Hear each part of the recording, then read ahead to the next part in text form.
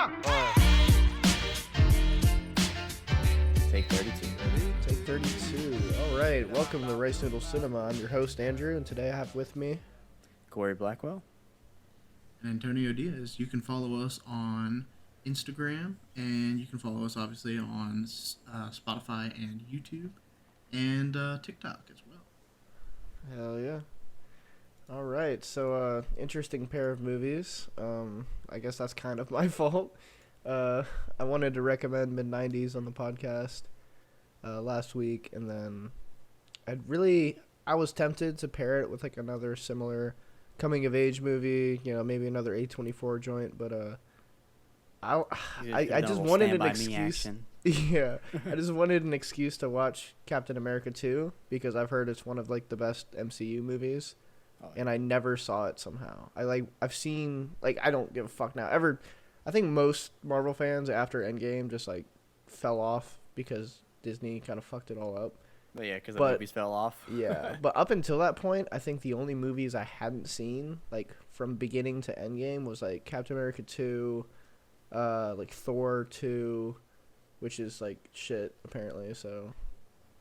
I think that's it. There might have been another one that I don't remember, but I think I saw every movie. Out of all of them, I think I've only ever not seen Captain Marvel. Yeah, I haven't seen that one either. I saw that. I like the up till Phase 4 stuff. Yeah, I think I saw that in theaters. That was rough. that should be an episode one day, because I realized that we really have only shit on Prey, and then we kind of shit on Drive. Every other movie has been mostly just good and praised in the episode. Well, it's gonna be my week to make one up, right? To pick one. Yeah. I'll think of some we can just trash. Because I don't know what I want. I did not have anything picked out yet. I've been trying to think of what I wanted to watch, and I just have not been there. Yeah. So I'll give it a little thought. All right, sounds good. So what order did you guys watch them? I did Mid90s. I had you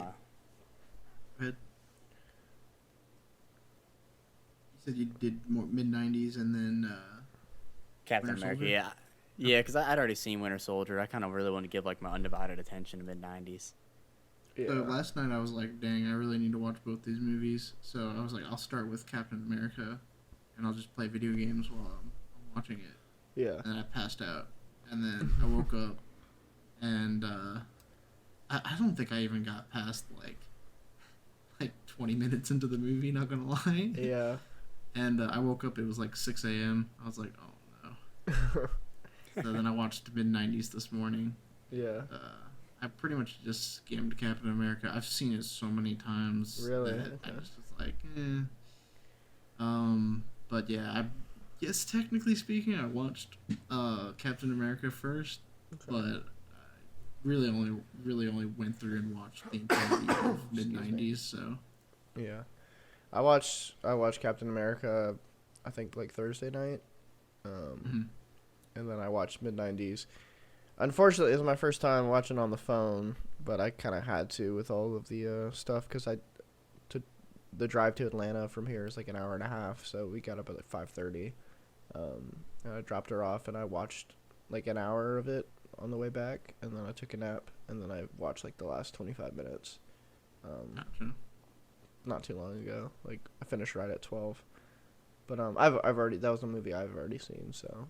But I was kind of upset because I was like, damn, there's a lot of things I want to take notes on, and I'm not able to take notes because I'm driving and just kind of mostly listening and just taking little glances over. But hold on one second. I'm gonna call. We're gonna edit this out. Definitely shred it.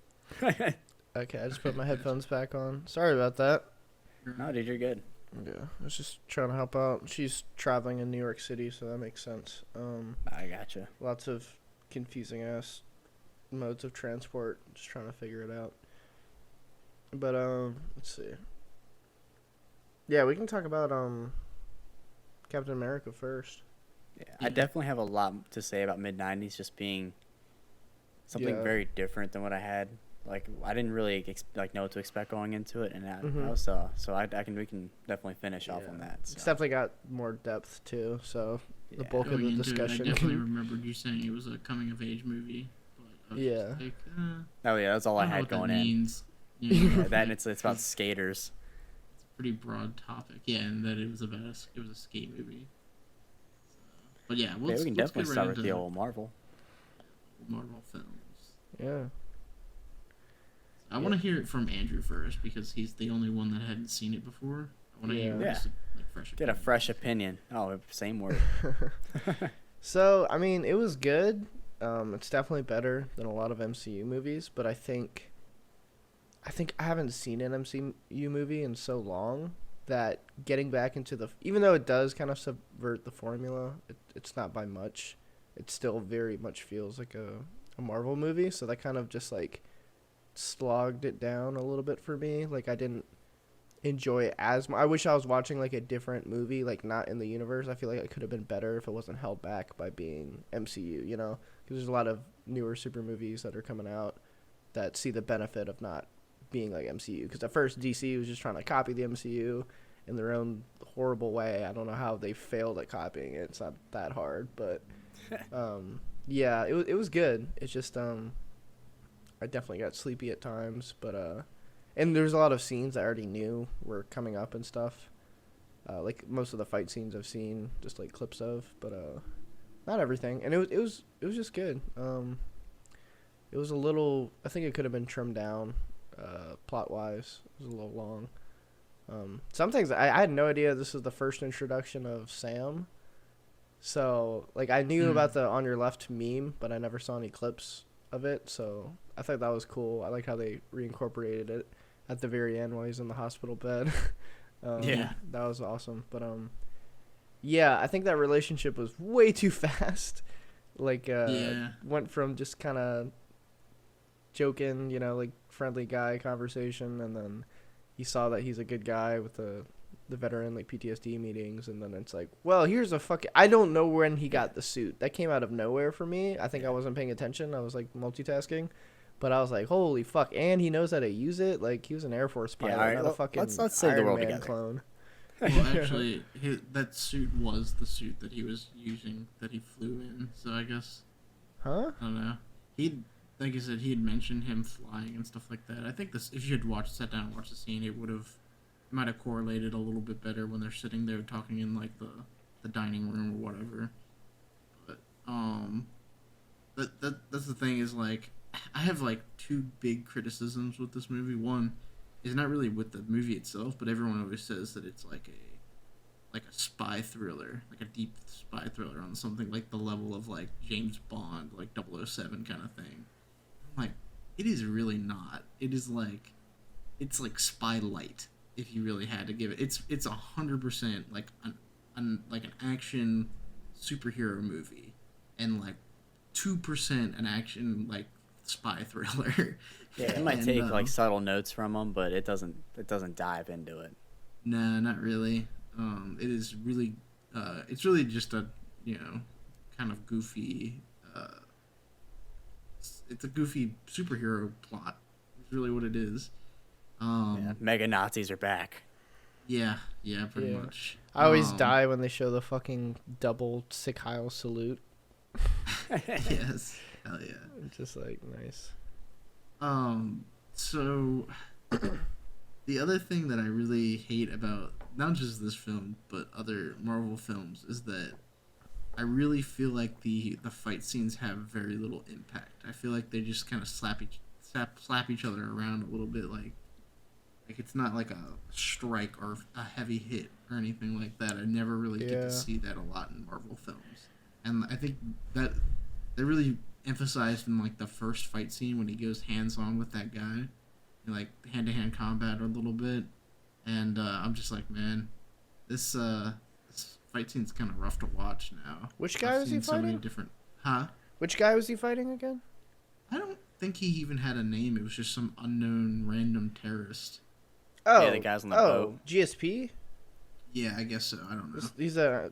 he's like one of the best MMA fighters ever. He's Canadian. Gotcha. Okay. Yeah. When he's like fighting like Steve Rogers, I just felt like the fight scenes choreography could have been better. Yeah, I think because like superheroes genre like technically has a lot in common with anime, and I'm not the biggest anime head out of everyone or, you know, just in general, but like the thing that anime does very well is like demonstrate and show power and speed and agility. Like the fights, if it's done right, it doesn't matter if they have powers. You know, they can obviously do the power creep thing where everything is just kind of not to scale. You don't know, you know, whose ability like matches up with someone else's. But like usually, if it's done right, it doesn't matter if it's fantastical. People got powers. People got, you know, demons they can summon or whatever. It like feels gritty still, but like, yeah, most of the time, superhero shit is just like a normal fight scene, and like the only impacts they do is like a big hit, and they do a cable pull and they fly across this, you know, the scene, and that's pretty much it. Yeah. Like, you really, I think if they just took a lot from like Chinese cinema, like with the kung fu and kung fu movies of the 90s and 2000s, even like, you know, like that shit is like beautiful to watch. Even the DC movies do a much better job at showing impact, in my personal opinion. Yeah. I don't know if the Marvel movies just try to kind of keep it lighter, because I mean their target audience is like anybody and everybody. So yeah, I don't know if that's the whole thing or what they're going for, but maybe. I do think some of the hits were kind of crazy. Like it was cool for him to, when he like cleared out the boat, like recon scouted ahead, and they're just going one by one, like rapidly, just sprinting around along the perimeter. Some of those hits were like really fucking hard, and a lot of times in the movie, I thought to myself like, that guy's dead, that guy's dead. Some of the shit that I mean, obviously Black Widow does shoot people, so like they're dead, but I don't know. I guess most of the time I don't really expect them. Brains off the back of their skull. Yeah, I guess I just I don't remember them killing a lot of humans. Like they're always killing aliens or robots, and they're like knocking out humans. But in this movie, it seems like a lot of humans like died. That's fair. That's a fair statement. But again, that's like a second layer. That's me like thinking realistically, like, okay, that person's dead. Just watching, kind of like brain off. It's not really communicated that they're dead, because again, like Corey was saying, it's PG-13. You know, they're not really emphasizing it or making it that clear. There's no blood or anything. So, but yeah, I guess again, go ahead. I was just saying with like the power scaling. Like he'll do like the same kick and he'll launch a guy like 30 feet back, and then he'll do the same kick a second later, and it's just like a normal kick. Like they don't make it clear how much effort he has to put in or what his powers are. It's like a lot more clear when it's Spider-Man or Iron Man, where their abilities kind of go away from their body, their auxiliary. But he's just like a strong and fast man. So like I was like really confused when he jumped out the window at the elevator and just like landed through all those buildings and just kind of took it on the chin. I'm like, okay, yeah, he's a super soldier, but like what are the limits? Like he was limping. It's just confusing. I think my problem with the choreography, and maybe this is just me watching, like you brought up anime, but they do a lot of like random, like fast-paced, like kung fu looking moves, right? Where they're like blocking each other's strikes and then doing a lot of like soft strikes and stuff like that never look like they have a lot of like impact to them that like leaves the guy actually like doubling over or anything like that. And something that like especially Dragon Ball that does it really well, they do a lot of the like the fast move kung fu moves and stuff like that, and like, you know, fast like repeated like strikes and stuff like that doesn't leave anybody with any kind of damage. But they always like finish off with a series of moves with like one final like power strike that leaves one of the opponents like doubling over. And I just feel like Marvel movies, like I said, it's just like it's a slap versus a punch, you know? Yeah. Yeah, it feels a lot more like choreographed. Like you can watch it and be like each block or redirect or trapping of the arm or something is just like, yeah, that's sort of realistic, but it's clearly choreographed. Like if you actually went more over the top or more back towards like the less quote unquote realistic live action combat in movies, like you'll see like hard, like even like the fucking Karate Kid, Like a punch comes and it's boom. Like the person blocking like throws all their energy to block that like swing. You know what I mean? Mm-hmm. It's not just like ooh, I'm gonna trap it and redirect it and everything's so easy and flowy and shit. And it's like, Right. you know, like as a practitioner of martial arts, like yeah, you can trap arms, but like it's not. I don't know. Like I think it started maybe with like the Bourne franchise. That's when like trapping really became a thing. Because there was trapping in kung fu movies, but it's a different type. That's like stylized. That's acceptable because it's the fighting is inherently like not realistic. It's more like an art to watch. It's very rhythmic.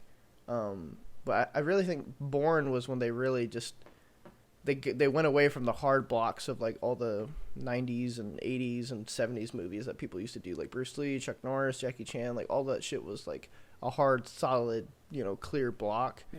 And then Bourne came along and did all this. I'm just gonna like move to the side slightly and kind of brush your arm. And then Daniel Craig's James Bond started doing it, and it's, you know, those techniques are valid, but they don't work all the time because the thing that always pisses me off in training, you know, depending on who's teaching it, they don't ever acknowledge it most of the time. But most of the time in movies, it's never acknowledged. Like, people bring their fucking hand back. You don't just punch and leave your arm out there to be manipulated by your opponent. Like, let me just punch, and then you can, like, swing my arm around and break it, or, like, do a little wrist turn and flip me. Like, it's, you know, like, you can trap. And I've done it before, like, in a real fight. But it's much more like you're just going to be dodging a swing or blocking a swing or just tapping and redirecting, and the hand is not going to be under your control. You're kind of just you're blocking. Like it's so constant and too much most of the time. See, John Wick also gets away with it because the fighting is slower paced and they're closer quarters. The closer you are to your opponent, you can more easily like trap their limbs. But most of the time it's like a big swing and then they just have instant control of that arm. In these movies, but yeah. And the fighting, like you said, it's so fast because it's trying to look cool and realistic, and it's just it's not real. Yeah. So that's like my only criticisms with those movies. I still like them because they're just, you know, they're just easy, likable movies, I guess. But I've also seen these movies like a billion times, which is why it kind of put me to sleep. I was already tired. Yeah, I mean they all kind of follow the same arc too. I mean, yeah, you've seen one, you can kind of guess where it's gonna go for the most part. Yeah. Right. What did you guys think about like individual scenes wise? How like they obviously we've talked a lot about just like the opening scene because of the fighting and stuff like that. Yeah. But what about like some of the other scenes? I do like the like you know kind of like who Falcon is and like you like they talk about the suit, but I do like the introduction of Natasha just kicking that dude off the roof and then Falcon being introduced like catching him and pulling him back up. That was cool. With the suit on. Right. I did like that. That was a cool scene. What do you guys think about the Nick Fury twist? That he wasn't dead, you mean? Yeah. I think it was fine. Like, it's kind of hard to kill someone so main off on like a non-Avengers movie because it's not really a mainline series movie. Like, you can pretty much watch the entire Avengers series minus like maybe the last couple of Avengers movies, and pretty much not have to worry about most of like the side movies with individual characters. So like killing Nick Fury off, which is such a big impactful character, maybe jarring coming into it, would have been kind of jarring. So I can understand why they didn't because stick with it. He's literally like one of the only main figures that glues everyone together. Like everyone else is a cameo, but he's like he's not in every movie, but he's the boss, so like it's easy for him to be in other movies. Yeah. I do think it's kind of funny that that Black Widow is yet another side character in someone else's film. Like that's pretty much the entirety, and then the only time she get her own movie is after she's dead in the main series. And it's like a prequel. Shit. Yeah. And it's trash, and I've never seen it, so I don't even know what it's about. Has she been in the most movies besides like Fury? I'm sure, but she's probably been in more than anybody else. Because she started doing her like little cameo shit. Iron Man 2. Iron Man 2. Okay, yeah. But yeah, she's in a lot. Maybe that's why they didn't give her a main line. They're like, well, you just get like 10 minutes of every movie, and it basically adds up to being your own one. There you go. Yeah, I think. Well, you heard about like how. What did she do? Did she like threaten to walk or sue or something? I think she threatened to sue. Yeah, because they were putting it on a streaming service. Yeah. I was actually with her on that one. Dude. Like, if you're gonna, like, her part of her pay came from box office sales, and so if you intentionally put it on like streaming service so that it incentivizes people to go less to the movies, and it directly impacts her pay, like that's not fair. Especially since they signed a contract saying like, yeah, we're not gonna stick it on a streaming service.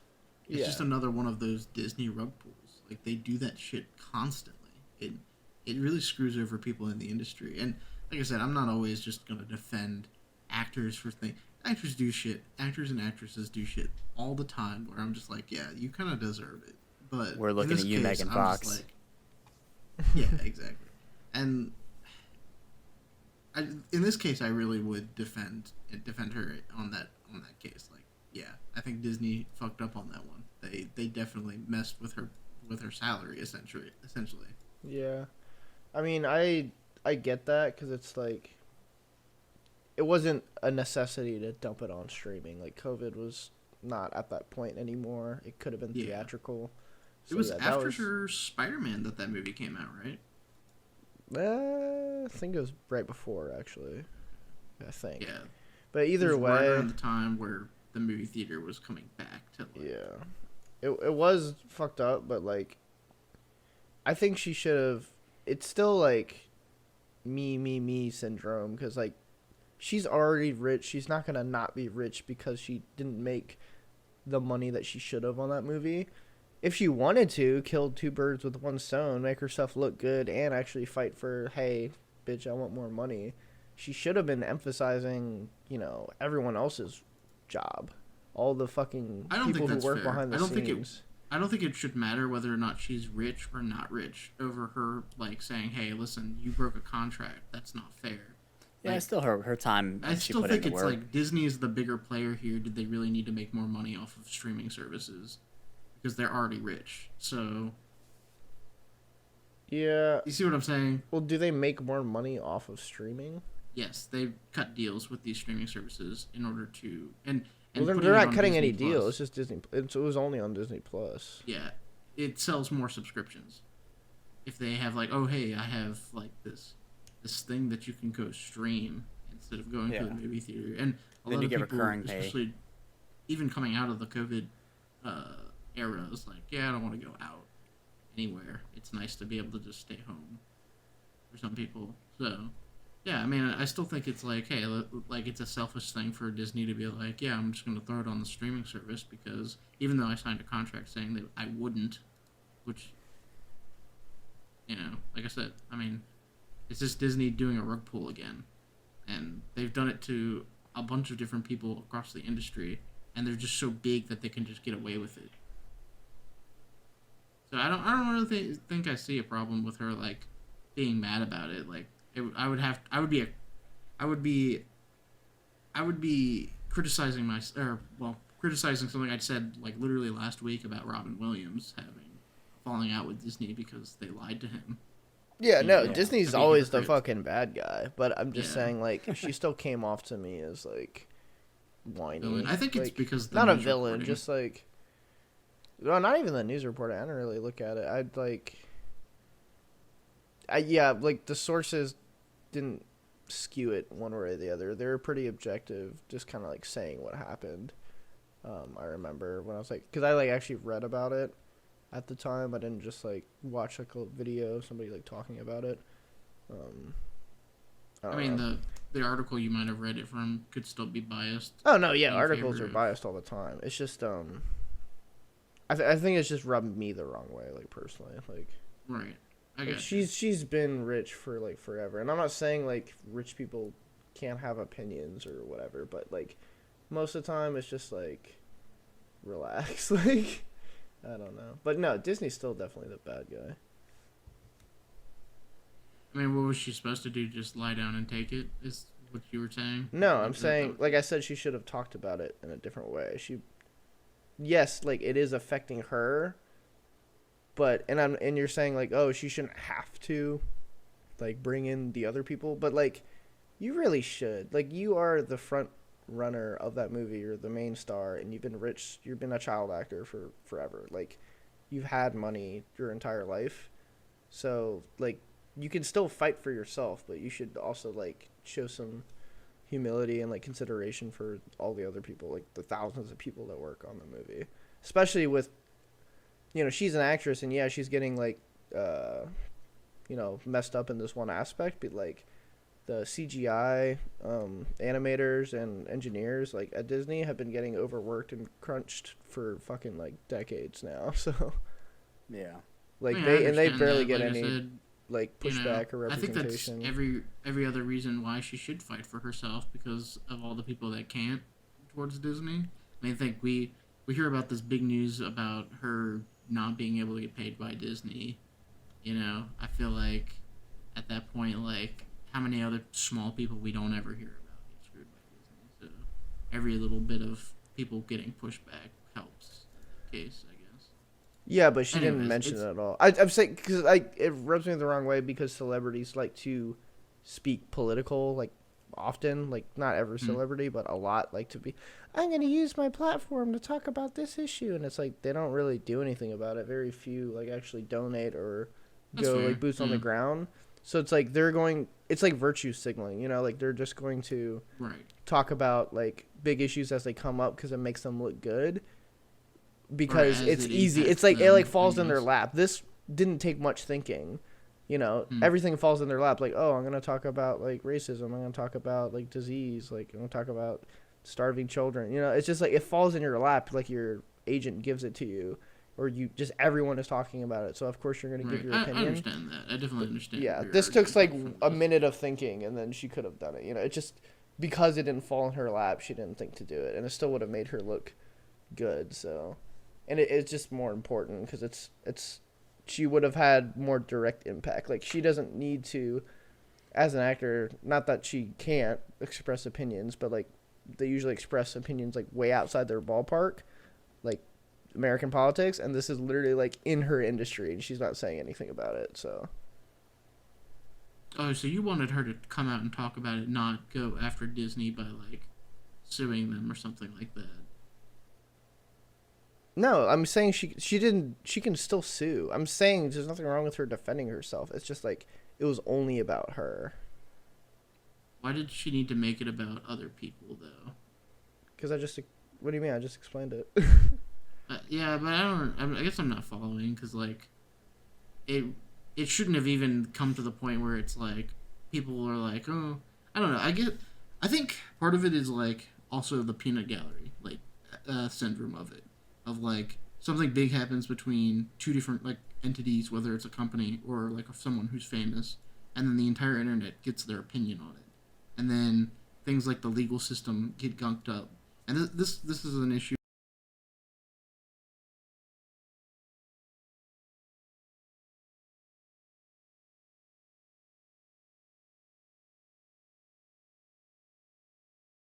with a lot of other things too that are way more important than somebody getting paid in like the movie industry. Like, who gives a fuck? But I do really hate how the peanut gallery aspect of like everything that is so hypersensitized in the news, like you get a little tidbit of like somebody doing something and it gets blown way out of proportion. All I'm really saying is like she has a right to go after Disney, and I understand why she's upset, because like I said, if they agreed to something in a contract and they actively break the contract just so that they can make a little couple bucks out the side, and then she has to go through the court system, which takes upwards of 2 years to even get shit through half the fucking time in order to just get paid the way that she was supposed to, in order to get compensated. Like, that is a whole extra mile that she has to go through just because Disney decided to just throw money at their streaming service. Like, they don't give a rat's ass about not even the most famous people that work for them. How in the hell are they gonna fucking care about like animators or anything like that? I mean, Disney's just a big corrupt company. I don't really have any sympathy towards them.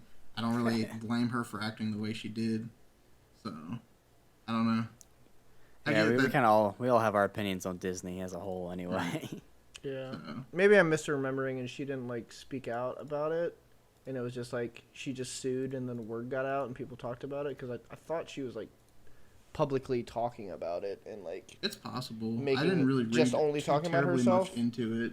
But maybe I'm wrong. I don't remember going. I think I heard about it, and then I read like maybe an article or two, and then did like the minimal amount of research into it, and I said, "Who the hell cares about her like getting upset about this? Like, it's just her business. Like, get out of her business. It doesn't matter. It shouldn't matter." Maybe she did use her platform to say some shit towards Disney. I mean, fucking who cares? Disney broke a contract. That's their fault. Like, I don't think it should involve the entire fucking populace of the United States to talk about it. Like, I don't even know why people fixate on that shit. Like, there's so many more other important things to fixate on or talk about. But this is what people waste their time on, I guess. So, I think that's what frustrates me about it, is like, so many people have opinions. And I mean, that's kind of the whole deal with living in the United States anyways, is like people get their opinions, and that's a good thing. But it's just like, because the internet just be able to like blast news constantly at people, it's like overstimulating. And then you just sit there like, why does this even matter? Like, yeah, do I really care? We were talking about the Winter Soldier. We got way off topic. That was a very nice tangent. Yeah. So, I feel like this movie does kind of humanize its characters a little more than a lot of other Marvel movies do, I guess. You actually get to see them like kind of vulnerable as people a little more. Yeah. Like, it has a little more. It has a few more like moments where, like, I don't know, they're a little more relatable. They're not just these like. They're not just superheroes, I guess is the way to really put it. I mean, so that was kind of nice to see. Nice little mix up in that aspect. Yeah. I mean, yeah. I still think the movie's very goofy as shit. Like, oh yeah. When Nick Fury is getting trapped by the Winter Soldier and he Bugs Bunnies himself into like the sewage system. Yeah, that was. Cuts a hole into the street and just buries himself. Like, where does the rubble go from where he cut himself through, and like, why don't they pursue him? He's an injured man. How far can he get in a hole that goes one direction? He's 5 feet into the hole, and they're like, you know what? We've lost him. He's gone. Yeah, they can't. They're not Gopher capable. That's all. So yeah, I was confused why he didn't go after him, because it's like he just went down there, and I don't know how far like the tunnel's not going down to the center of the earth. Like, you can. It's a tunnel. Like, when you get to the bottom of that tunnel, you're probably in another tunnel, and you have a 50-50 shot of running whichever direction you think he ran. Yeah, it's not like he's a cat where you can't like squeeze into the same tight space. Like, he's bigger than you. Like, you're a smaller guy, right. And you have the metal arm to assist you. Like, the only thing I could think of is like, he was in the car, so he can like get there, and he's got to figure out a way to get through the car to get to the tunnel. But he's fucking strong with the metal arm. He could just rip a hole. He ripped open the door and saw the hole and said, got away. Like, he could just follow him. Yeah, everybody always criticizes nabbit. that scene. It's really silly as hell.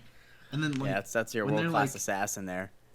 when they trap him in and he's stuck in the car and they bring out the big battering ram, I'm like, why did you have that in your truck? Like, what was the plan for that? Like, what, they were just gonna like, all right, we're gonna trap him in, and we're gonna break open the window with this big ass battering ram. Well, I think they already had the information about his super I guess they did set up that whole thing. Yeah, because it's all inside of S.H.I.E.L.D., so they have the insider knowledge. Yeah, that like why wasn't they can't the just Winter shoot Soldier it open. just already there? Like, they use this big battering ram and like all this stuff. They shoot like 1,000,000 bullets into the window, and then at the end of the fight in the chase scene, Winter Soldier just blows up the bottom of the car to wreck and then rips the door off of its hinges. So it's like, why wasn't he there just in the beginning just to rip the door off the hinges and kill Nick Fury? It's not dramatic enough. Plot armor. Yeah. It's all shown in anime. Yeah, there you go. Yeah, that is true. He should just been there to do what he did in the beginning. You're right. Exactly. So I just, it's always really goofy to me that people are like, yeah, it's a deep like spy thriller. I'm like, no, it's just a really goofy superhero movie. Like, Yeah, always. I always heard about that Yeah. too. Like I was watching it with that in the back of my head, how people always commentate like, "This is so different from the other ones," and it's really like not. a spy movie inside the MCU, and I'm like, the espionage is there's no espionage. First of all, there's no spying. There's no like intelligence gathering or stalking or tracking. It's just like chase scene, action scene, chase scene, fight scene. This person And, just like, happens to be a reveal that spy. It was just Hydra all along. Yeah, that's Yeah. not. Yeah, the only spy shit was like the mission that was staged to get the data off the ship instead of like it was like a fake hostage. Well, it wasn't fake. It was a real hostage situation that was set up by Fury. That was strange. Yeah. Especially because he didn't trick Captain America into doing it. Why didn't he just send Black Widow with a team to go? Was it because like the media was gonna get a hold of it, and that way Shield looks like they're just? I guess that was the point. Shield is just taking care of the hostage situation, and while they're there, they secretly got the data. But Yeah, I feel think like that's they kinda have what it is, the but- I the think Nick resources Fury to just leave explained no that witnesses. He's the one that sicked the terrorist onto the. Yeah, Oh, no, that's shit. that's what I'm saying. So I'm saying like, is the whole point to make up a story so if it gets up to the I guess, media? yeah, you're right. No, Because that he has doesn't make enough any resources sense. to send Black Widow and a bunch of other SWAT to fucking just kill everybody if they're bad guys. I guess. So now Like Shield's no one's turning gonna, into no one's bot? gonna, yeah, the media is not gonna get to it if it's just. And were there gonna be bad guys there if it wasn't a hostage situation? Yeah. Like, was it gonna Nope, be? start rolling the cameras. Yeah, I don't. They I gotta didn't sell our get that. supers. Yeah, that was just like fake smart. Like I don't know. Yeah, I guess so. I guess the idea is that you send in the terrorist, Black Widow recovers the data, and then it all just looks like a hostage rescue, like a normal like terrorist situation. I don't know. Yeah, you're right. But yeah, exactly what I'm saying is like they could have just done their mission directly, and no one would have known about it if they just killed everyone. Yeah, I guess Even the soups need their publicity stunts. Okay, we've all seen the boys. Exactly. Yeah, there you go. Yeah. I don't know. Like I said, this movie is chock full of just absolute ridiculously silly shit. Yeah. And like, all right, for instance, who thought it would be a good idea to make a Nazi supercomputer? Yeah, Like- I kind of was not following that part. Like they recruited him because of his Yes. skills and knowledge, For- and then he was Through dying. Operation Paperclip, I guess. Yeah, and then he was And- dying, and they kept him. Did Shield keep him alive, or did Hydra keep him alive in the computer? I don't know. It doesn't. I think it was explain that. Shield. Yeah, because I think it Hydra was would make S.H.I.E.L.D. sense. It's like, hey, Also- this is a Nazi. Let's keep him. Let's If keep the him up. founding but- members of Shield are like Peggy Carter and stuff, how did they not know this shit was going on, and realize like, yeah, this is a bad decision? If they're like the founding members, probably the people who are in charge of all of Shield. How did Yeah. they just not like realize? Oh yeah, we're being overtaken by like literal Hydra members. Yeah, I don't They're know how they making did decisions. that like so secretly. Also, it pissed me off. Okay, well, first of all, I knew the scene in the elevator. He says like "Hail Hydra" before he beats everyone's ass. Did that happen? I didn't see it. I was like watching that scene Oh, intensely. okay. And I didn't So fucking. you're talking notice about it. in Endgame, right? Does he say that in Endgame? Yeah. Okay. So what happens in Endgame? They don't say "Hail Hydra." It's just that fight scene in the elevator. That's what it's a callback to. And the Hail Hydra thing is just, it's that. Oh, it's he's that time one tra- character oh, from okay, yeah, Shield. yeah, He's yeah, time traveled. Yeah. he Yeah, time okay, now I traveled in remember. Endgame. I was so And- confused. Yeah, because he already They're in knew the fight- elevator. They're in the elevator. Yeah. And the fight scene is. The elevator scene is just a callback to that fight scene they have in the elevator. Yeah, he already In knew Endgame. everyone was a traitor. In And then Endgame. him Okay. saying "Hail Hydra" to the guy is just saying, it's just because like he knows he's a Hydra member, and so he's acting like, oh hey, I'm one of you guys, like Hail Hydra. Yeah, he was just fucking with him because it was time travel. Yeah. Okay, that makes sense. It's also, I Yeah, remember yeah. it is wrong. also if you're a comic fan, apparently, it is also a callback to when in one of the comics, Captain America was a Hydra member. Was actually Hydra. Yeah. Captain Nazi. Yeah, I do like that scene though. He's like, so before we get started, does anybody want to get out? Yeah, it's a good scene. Absolutely. That's why they brought it back. It's very iconic. Yeah. But yeah, what pissed me off too was like at the end, I guess not the very end, during the climax when they have the main, like corporate bad guy, white dude, the old one. It's like Scarlet. Pierce. Pierce was secretly. Scarlet was secretly like disguised, like Mission Impossible, just the old lady. And they like have him at gunpoint and shit. They like never frisked him because he just pulls out his phone to heart attack the people from like the biometric whatever he had on their chests. And I'm just like, really? Like that's what happened? Like super secret, like professional agent, Black Widow, and then the director of a Homeland Defense like agency. Like neither the two of them are smart enough to like frisk him. Like he's the bad guy. You caught him red-handed. Yes, you have him at gunpoint, but while he's at gunpoint, you control him. Like I don't fucking understand that. Like he just had his phone on him. Like that was really annoying. But yeah, they just want to have that cool scene where she saves herself. The reincorporation. When did we talk about that last time? Oh yeah, Prey. It's like, yeah, reincorporation is good, but not when it's like forced or when like the other course of action would have been like so much easier. It's just like, look at the shock thing from earlier. Yeah. I still think that the whole like setup of the plot is like, so you're telling me you're making a huge fleet of flying aircraft carriers that that never need to land in any capacity. They are completely 100% self-sufficient. That's what they said? And yes, that's what they said. Yeah. How are they self-sufficient? It's repulsor technology developed by Stark. Oh, it's okay. like they don't need to come down for any reason. And basically all of them are automated guns that can just kill people from space, basically. Yeah. And like none of you like thought for a second that is like a fucking terrible decision. Like, I wonder what would happen if somebody like, I don't know, took control of this fucking aircraft and then just decided, hey, why don't you just kill Nick Fury or something like that? Like, how did that not go through your mind process?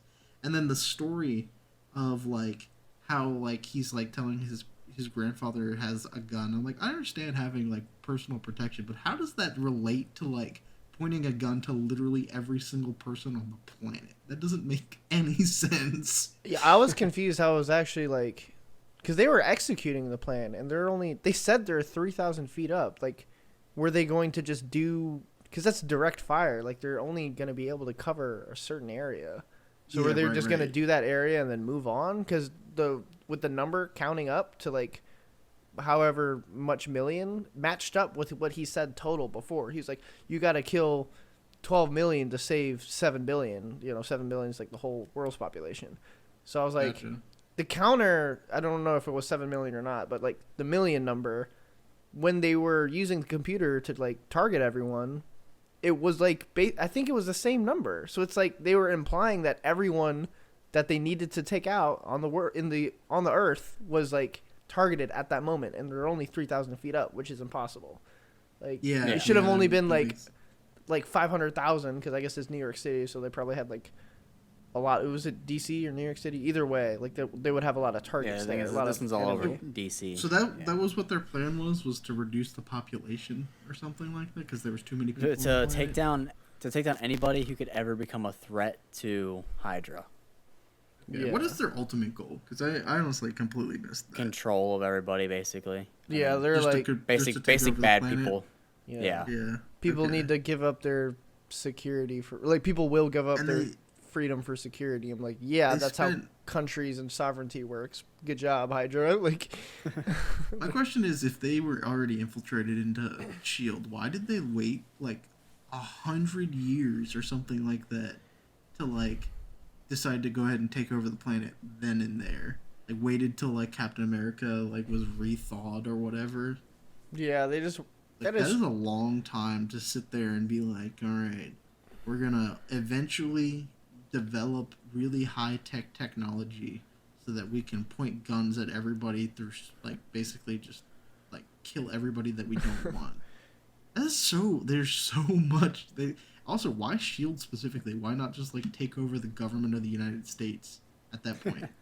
Like, wouldn't that make more sense? Because like the government controls Shield in a particular way, or by a certain like, or like the government of the United States like runs a bunch of bases across the world and has like a huge amount of influence, or like I don't know, fucking man. Like they could have done a million other things, but that was like the most convoluted way that they could possibly do it. If it took over the United States government, we'd have another White House Down movie we'd have to suffer through, okay? That's true. I just don't. Yeah, because they had an entire period from, I don't know, canon-wise, like when World War II ended, but like 1945 when Captain America goes down with the ship until 2008 when Iron Man became a superhero. Like, they had so many fucking years and almost 70 years to fucking do something with that, and they were already like infiltrating. Like they could have just started like assassinating people with all their control. And I guess I always wondered about this. How do they like incorporate like new Hydra members? Like how do they like get people to join them? I guess they wanted to just go straight to a fucking militant state. Like they just wanted to skip everything else. Like they, because like you said, they could have been infiltrating like the U.S. infrastructure, but they only continued to infiltrate Shield, where they weren't infiltrating. They're already there. The other thing too, the more people you tell about a secret, the less it becomes a secret. So, like, think about how many Hydra members that had to have been in Shield. Like, it was a huge amount of Shield, right?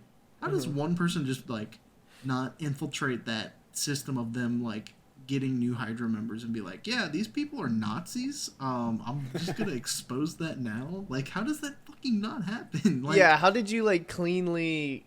Because people who are radicalized nowadays, it's like that is their life. Like they're on the message boards, they're on the rallies. Like did somebody hurt them? Like and to the point where they're thinking like these extreme things and they associate and relate to these groups' ideals. Like how do you just casually like, hey, so you're serving your country, you're working in the government as an elite agent, putting your life on the line for the lives of American citizens. I've got a deal for you. How about you just become a fucking Nazi? That's like the opposite. That's like the last people you would want to recruit, like patriotic super soldiers who are like fighting, tooth and nail for everything for their country.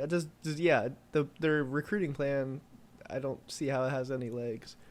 Like you said. Yeah, that is like literally doesn't make any sense. I could understand if like all of them were already like Hydra members directly after like World War II, and they're just like, yeah, we're gonna infiltrate this place, and it's keeping it a lot more top secret because they've been already inducted into Hydra and stuff like that. They're just secret Hydra members or something. And yeah, it just doesn't make any sense in like current times. It's like how.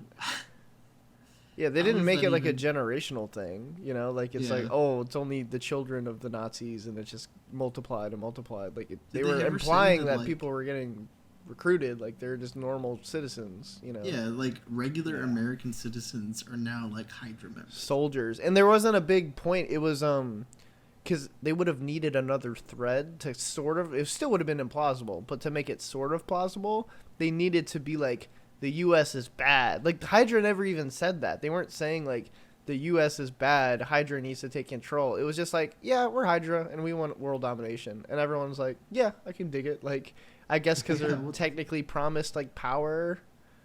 I just don't understand, like, how that could happen for that many years. Because it's not fueled by hatred. It's not, like, a hate group, like, fueled by a common thread of like bigotry. Yeah, they should have spent more time setting that up. That is like the biggest like plot hole of the whole movie. Yeah, they're just bad to be bad. It's it's literally like an arsonist group trying to recruit you, Corey. It's like, hey, you're a firefighter, right? Like, let's just fucking wreak havoc. You in like? Yeah, yep. This movie you know what? is not I like am. A deep Say less. Intellectual like spy movie. It's just like a goofy superhero movie. Yeah. It's really all it Yeah. is. It's just like I don't understand why people say that it's just like so much different or better than like any of the other MCU movies. It kind of feels the same to me. Yeah. No, for Yeah. sure. Yeah. What was I gonna say? Oh, the fucking.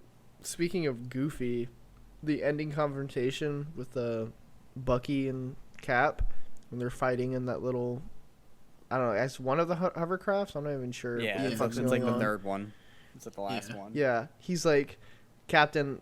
Captain America's trying to get him to recognize him. Because he knows he's been brainwashed and shit. And he's like, "You know me," in a normal voice for that volume and tone. Like it came off natural. Right. Like it made sense in that situation. And then fucking Bucky just goes, "No, I don't!" Like a fucking little boy, like yelling at their mom. Yeah, it literally just caught me so off guard. It was not like. It was not manly at all. It didn't fit. I was like, "You want another take, bud? Like we can just roll the camera back, like record it again." Like Jesus Christ, I was like terrible. No, I don't. Like that's basically what it sounded like. That was just insane to me. And he said something else too. That's the one I wrote down. He said like multiple lines that way in that scene where he was just like freaking out. Yeah. You can't be right. He's only been trying to say it for the last like 2 weeks or however long this takes place. Mm-hmm. Yeah. I do like he's like, I'm not fighting you. He's just getting his face pummeled in the entire time. At the end there, where they're like, right when he's about to like fall, like I guess when they're taking the ship down, he's just getting his face just wrecked in. Yeah. Eventually I'd probably be like, okay, like get off me, dude. Yeah, I don't know how he was just continuing to take that, especially because it's not like he was.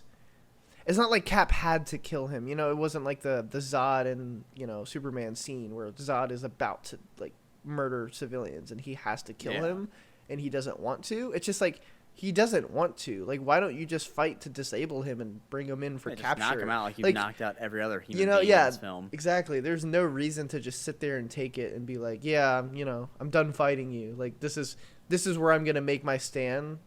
And you have to recognize me now or you'll never recognize me. It's like, no, you could just, disable him and, take him in and then work on rehabilitating him later. Like, Unlike the old Captain Ultimatum. Captain Something I really think that they should have emphasized more in these movies and, like, really developed was, I think that what they were going for with, like, Bucky and, like, Captain America is, like, throughout the entirety of, like, all the films I remember from, like, all the Captain America films and even him in the Avengers and stuff like that. He's like a fish out of water. He's like someone that is completely out of time. And like his attachment to like Bucky should be a lot stronger in some it is shown as like really strong, but I never feel like it was really naturally developed that like Captain America is like really like hooked on the fact that this is a guy from his time period. The only he guy. isn't aged like he is. Like he's same thing as him. He's like the last connection to an old time. And so I think there should have been more emphasis on that. Like, the reason why he is attached so much to Bucky. I agree. Is not just because of it's his old war buddies. Because, like, there's still old war buddies and, like, Peggy Carter and stuff like that that are still alive. They're just old as shit now. Yeah. And so, like, it should have emphasized a lot more heavily. Because, like, I think it would have paid a lot better off when, at the end of Endgame, Captain America went back to his own time period. Like, that would have made more sense and been more natural to me. Mm-hmm. When I saw that happen in the movie theaters, I was like, okay, that kind of makes sense, because, like, but he spent so much time here, and he never had this moment where, there was never this moment where I really felt like he was, like, out of place. Like, he did have a place in this world. So, yeah, I don't know. I always had the contention of that decision, him going back. Yeah, I mean, you could really go both ways. I mean, he did grow up in that time frame. His love of his life is back in that time frame, but he's also made a new life for himself. But yeah, I don't know. Can't hate on the dude for just trying to go back to what it was. Yeah, back in the old days. It would be jarring. Also, to go from before like, civil rights, like the 40s. Oh God, no. Also, now that I'm thinking about it, does that mean that if Captain America goes back, he knows that Hydra eventually infiltrates Shield. Like Shield. Does that mean that movie no longer exists in the timeline now? I'd say a lot of things probably don't exist in the timeline anymore. He probably could just have stopped everything as he's gone around. Yeah. Well, that's just that timeline. He came back to the original timeline when he was old. That was. Yeah. So yeah, that his new timeline is like, yeah, but if they like his new one, it's just gonna be like him just stopping everything that's happened. Yeah, just saving JFK, stopping 9/11, Yeah, defeating just scooting him Hydra. over 6 inches. Yeah, I'd watch that Disney Plus show. Jesus. Yeah. it's just him moving people over like a foot. They get shot in the head, and it's just Yeah. every bullet missing. They're like, dude, what is happening? Yeah, just every assassination attempt, the shield just comes flying out of frame Hey, and just Yeah. blocks the Just bullet stop. That would be perfectly. really funny. They should definitely do that. Somebody needs to make that It's very edit. comic book-esque. That would be a that? really funny thing to make. Yeah, just have the That'd be fucking pretty awesome. all the real life footage, because most of these public figures were, their assassination was caught on film, so it's kind of Yes. fucked up. But you could just have the shield fly in at the last second and block the bullet. Oh That'd be Jesus, pretty- yeah, that'd be pretty awesome. Let's do a Forrest Gump with Steve Rogers. Mhm. Yeah, that's pretty much all I got to say about the movie. Yeah. I mean, it's a Marvel movie. It's one of the better Marvel movies. It's back from when they were good. I wish Yeah. they'd go back to this stuff, even if it is not the best movies in the world. At least they were watchable. Yeah, I still have never liked an MCU movie more than like Tobey Maguire Spider-Man. That is, yeah, I really do like those. Like Spider-Man 2 is pretty awesome. I like the Mhm. original Iron Man a lot. I was about to bring that up. I think Iron Man's still my favorite because it was the first Yeah. one, so it was setting wasn't the held formula. down. Yeah. Yeah. Yeah. The first Hulk had, the one with Ed Norton, had a lot of problems, but overall, like it was pretty good. Well, it was Ed Norton came after Eric Bana, right? Because Eric Bana did one too. Who's that? Eric Bana. Remember Hoot from Black Hawk Down? Yeah. That's him.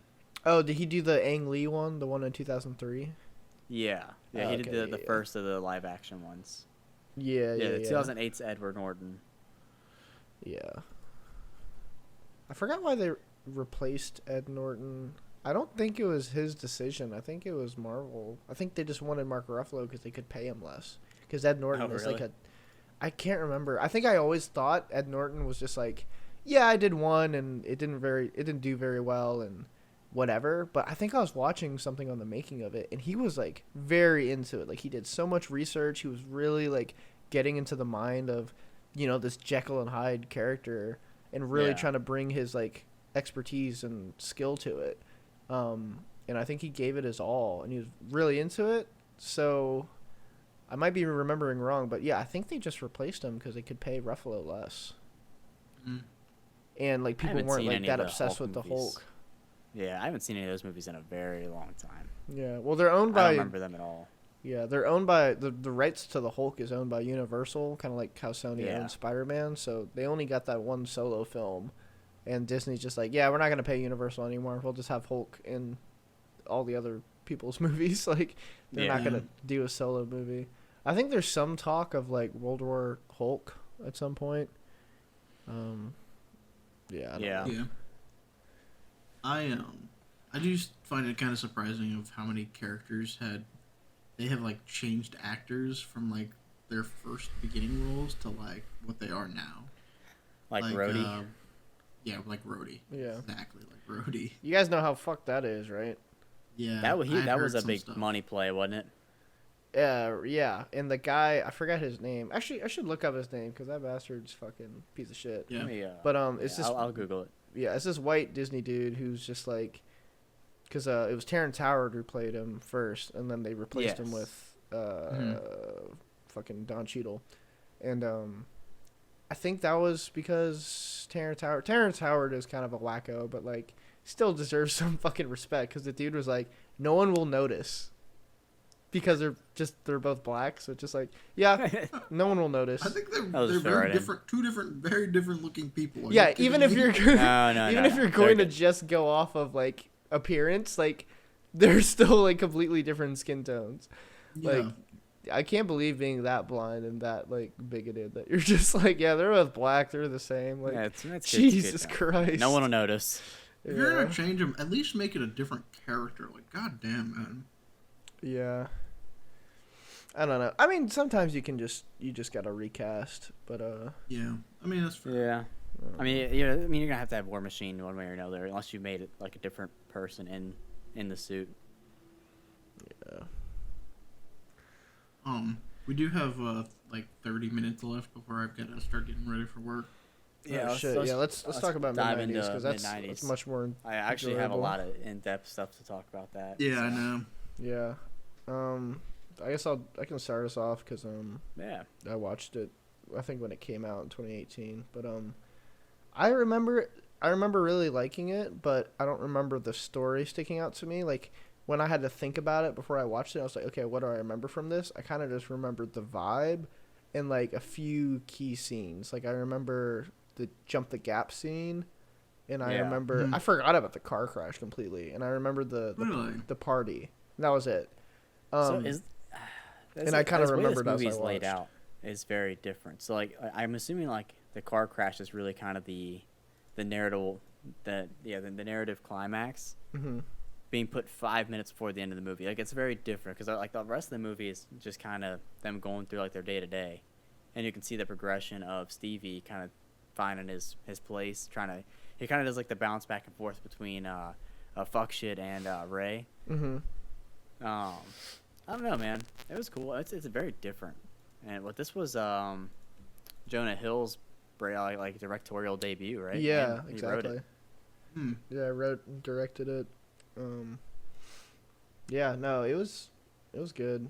I really like just start to finish the feel, the cinematography, the color grading. It all kind of fits. Like I love movies that can make you feel nostalgic for a time that you didn't grow up in. Like I mean it's a set piece. Yeah, and the way they do that is not just by cramming pop songs from the era and the fashion is that. Like that is in the movie, but I don't think the songs are ever overdone or like the fashion took me out of it. I think the way to make you feel nostalgic for whatever time period is like to include those technical things that you would need, like the fashion and going about music. it casually.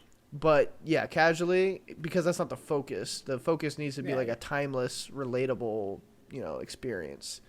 And I think even if no one's had that exact experience that Stevie had, like I related to a lot of it because it's just bits and pieces that are pretty universal. Yeah, like this is the time frame. Getting into some shit.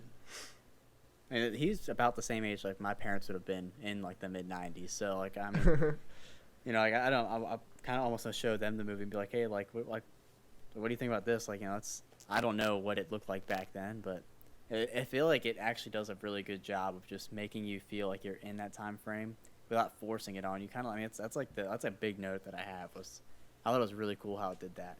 Yeah. And you really kind of get in the headspace just following along the skid. But she has a wild life at 13. Yeah. I think he was 11 when he filmed this. Really? I think he's playing a 13-year-old, which is just crazy. He looks really young. He's very young. He does a great fucking job. I love the storytelling. I know some people have some complaints about the script. Like, they think it's... I don't know. Like, I haven't had an in-depth discussion with them, but they were just like, yeah, I love it, even though the script was kind of a mess. And I was like, we'll see. I don't really remember. It's not like a beginning, middle, end type of movie. It's more like a slice of life. It's not a movie about anything in particular. No, it's just their life. Yeah, it's slice of life, which is a genre of filmmaking. Exactly. But I think it's done in a way that everything comes together. Like nothing is, because the problem that you run into with slice of life is, because when you make a film, you want to cut the fat. You want everything to have meaning. Not just like philosophical. You want everything to have double meaning. You want things to develop ideas of the story, ideas and themes, and character development, and the plot. You don't want to like have this thing advances the plot and then this scene is for the characters. So that's the problem you can run in with slice of life because you're just like kind of focused on these, sort of disjointed moments. It's not this one big story that's unfolding. But I think they did a great job. Like everything comes together. It's cohesive. everything adds to the feel and the themes, and I got hit hard a few moments. Like it's a very touching film. It's just overall very moving. Yeah, I mean, I think it's like it settles down when Ray and Stevie have their talk about Ray losing his brother. Yeah, And the dialogue just feels so real. Yeah, like that's a pretty legit conversation. Like, and talking about how like him and fuck shit are just growing apart, and now like he's just some loser almost. Like just trying to chase a high. Yeah. And it's like, dude, that's pretty real stuff, man. Especially as you do get like to 17, 18, people change. Yeah. Well, that's what happens. It's really hard to convey in film and really any media, real people, right?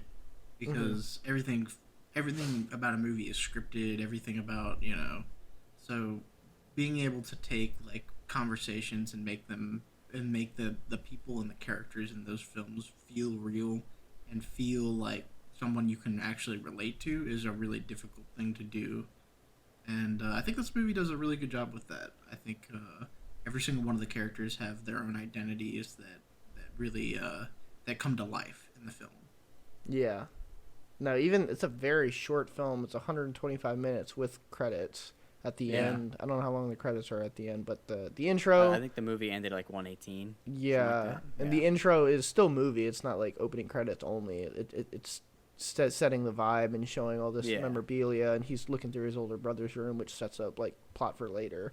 But that's still like not movies. So it's like kind of like a clean hour, which is really interesting. I mean, like, go ahead. You go ahead, Antonio. No, you're good, man. No, go ahead. All right. I was gonna get into like the progression of Ian, the older brother. He's kind of like a dick to Stevie for the entire movie. Yeah. But you can tell at the very end, like when he's in the hospital bed and he gives him like the orange juice, he looks like genuinely concerned, sitting there with his brother, which is kind of interesting. So I guess like they're still like that like the brotherly love thing where they're just beating up on each other and like fighting with each other all the time. But when it comes down to it, like he can tell, like it seems like he cares at least a little bit, Yeah, it's like that. They had that conversation on the couch too. Yeah, it's like that very relatable, like emotionally stinted love, where you still want to express care for someone, but I think that's thankfully kind of leaving most families, as the generations go by. But like that was a thing for hundreds and hundreds of years, like thousands of years, like in many different cultures, with their own little cultural spin on it. But yeah, like. It's just relatable. Emotions are hard, so, and families are tough. So, I thought that was done very well. I like in the like I said, I was watching in the car when he gives him his gift for his birthday at the restaurant. Like, what's his reaction? I didn't quite see it. He didn't really like say thank you. He was just like, No, he just opens it, and sets it right on the table. Yeah, and he put the thought in. He was embarrassed about it. Yeah, he went in and looked at everything that he had and picked something specifically he thought he'd like and didn't own. So it's like that was really thoughtful. Cool. I thought it was like super nice. Yeah, then like the brother just kind of like brushes it right off. Yeah. Yeah. I don't know. I haven't seen a lot of like, well, I guess I have in some ways, but like a ton of like, coming of age movies. I felt like this one was a little different than a lot of the ones I'd seen. Like, it definitely didn't shy away from, like, a lot more darker content from it. Yeah, I was thinking that same thought because most coming-of-age movies are very, like, I don't know, they're either usually goofy, like I watched, what's it called? There's a Pete Davidson one I actually kind of liked that's obviously modern because it's Pete Davidson, and it's more goofy in tone. Like you take it less seriously, even though it does still have some impactful moments. But like coming of age, the prime time for that, like the heyday for that genre was the 80s, and that's got all of the 80s tropes with it, like all the fucking orchestral full soundtrack going on. That it just gives it a different feel. Like music is, music makes movies sometimes. It makes a big deal. Tie it all together. Exactly, yeah. And that's a big thing we talked about with Baby Driver was just music tie-ins, and it can go. They can make a lot of the vibe really. Yeah, exactly. And just having the freedom, I guess, like in like postmodern era. I don't fucking know what we're in, like cinema wise, Right. in terms of phases. But like, you can't really make this movie in the '80s where it's this vulgar, this accurate, because this is how kids Right. talk. Like, Yeah. And yeah, just getting really raw and realistic with it, just like does so much for it. Because I really like I said, Lady Bird and Honey Boy are also A24 coming of age movies, which the older brother Ian, Lucas Hedges, the actor, he's in all three of those. But Oh, really? yeah, he's not the main character in any of them though. He's like technically the main character because he plays the character of Shia LaBeouf like when he's older, but like the movie's mostly focused on Shia LaBeouf when he's younger. But Gotcha. yeah, Honey Boy definitely like left the biggest impact on me, and I remember like pretty much the whole story, and that definitely hit me the most emotionally. But I always remember like loving Mid90s. I forgot what I was gonna say, but I guess I do kind of want to go back and watch Honey Boy because I've not seen it yet. So. yeah, I think that should be I an didn't know- episode because that's I like didn't know one of my A24. favorite. Yeah, I didn't know they made anything besides horror movies. So this is this is pretty cool. To be honest with you, like that was a nice like No, they they make make pretty a lot of gritty, great realistic stuff. Yeah, I did not know that at all going into I this. definitely knew that this movie was going to be different when they're sitting in the restaurant and the mom's like, "When I was 18 years old, I was pregnant." I was like, "Oh, okay, this is a different film." I was Yeah. breastfeeding at my birthday party. Yeah, birthday. My birthday. This Damn. Yeah. I liked all the little touches and stuff too. Like in the opening, after the restaurant scene, they cut to him on his bike, and I was expecting the first thing he saw was like skateboarders, but they just like he's just like no, he's a little other touch, a little bit more realistic thing. Like he's not gonna just instantly see them. Like his eyes drawn to the kids playing with the water guns first, and then he notices Right. the kids skateboarding and Yeah. stuff like that happens throughout the film that I really enjoy, and I think they did a good job.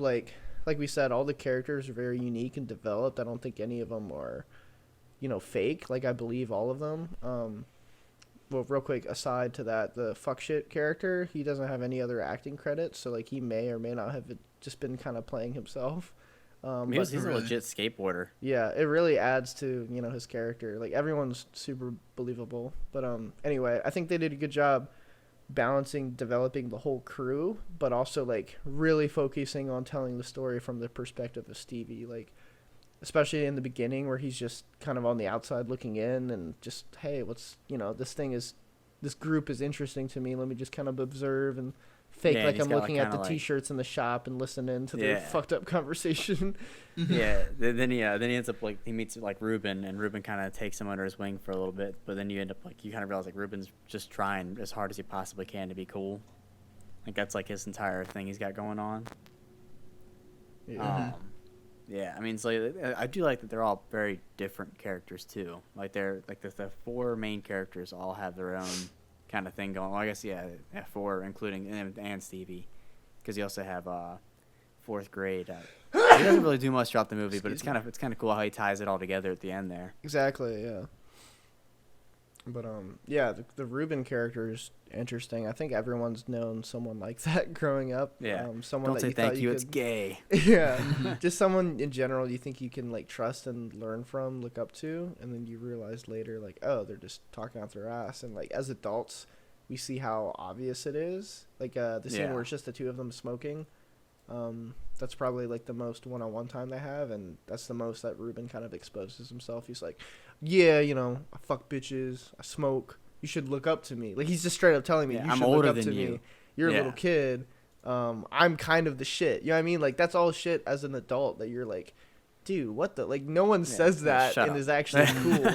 Yeah, like cool people don't say that they're cool.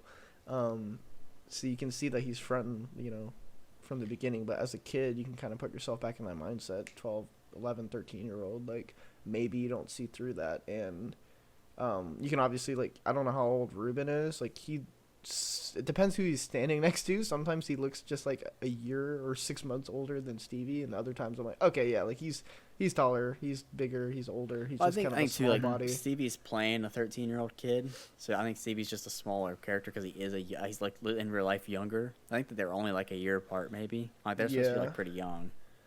Yeah, I thought his jealousy and stuff was done pretty skillfully. Like it wasn't because it's not blatant. Yeah, it's not like shoved into your face. It's also not like the central focus of the entire film. No. They just see it building throughout like all the little scenes and snippets. Exactly. Yeah. There's a lot of very interesting moments in this movie, man. Like the party scene caught me off guard. That is not what I expected that to go. Yeah. How old is she? She's probably like 15. She's probably on the list. Yeah. Yeah. I guess if she's 15, she could be 15. I think it really throws me off how small he is. He's playing a 13-year-old, but he looks like a little kid. That was 13. That was very strange. Actually, watching like this 11-year-old kid make out with some chick was very strange. I was like, what in the fuck am I watching? Yeah, but I think it's fine because it builds. It's like 13 to 15. 11 to 15 is too much, but 13 to 15 is like, that's realistic and not weird. It's just no, I get that. There was a scene out at that party, like near the end of it, and they're talking about like, it's like you shouldn't be smoking cigarettes, dude. Like it's bad for you. Dude's like, dude, Jesus smoked cigarettes all the time. Like what? Oh, dude, yeah. I really liked that scene. The cop, that was really funny. the rent-a-cop outside the fence. I was busting my gut. Yeah, that shit was so funny. Yeah. It was one of the all the fucking roasts. Yeah. There are pretty funny aspects, man. Like it's a very well done movie. Yeah, I will say, like I just felt like it left me like wanting more because I liked it so much, and it just kind of ends, and I'm like, oh man, like I kind of wanted to be like invested in these characters more, kind of see like where they go. Exactly. Yeah. So I guess that's kind of the charm too. Is like it leaves it up to imagination on you. Yeah. Very touching. Very. You just can't help but smile. Like I was just laughing and smiling, and it's crazy that it builds characters and builds relationships like with the actual viewer too. In such a short time, in 1 hour. Yeah. Like, good lord, man. The fact that the movie doesn't shy away from the darker content of this type of like setting, and still leaves you with a feel good feeling of like like growing up and stuff like that is really like different. I don't know. I didn't know what I was expecting when I walked in, but like I was definitely like happy to like walk away from that film. Exactly. And, and have experienced it. So I do think it's really impressive what they did with the film for what it was. Yeah, I agree. Yeah, they definitely, like you said, they don't shy away, but somehow it's still.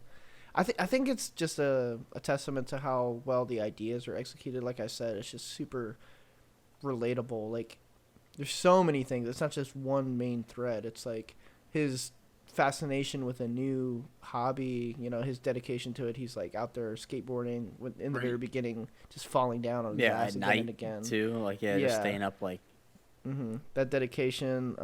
So that's like super universal. Same thing with like trying to fit in, trying to get acceptance from a group or a community.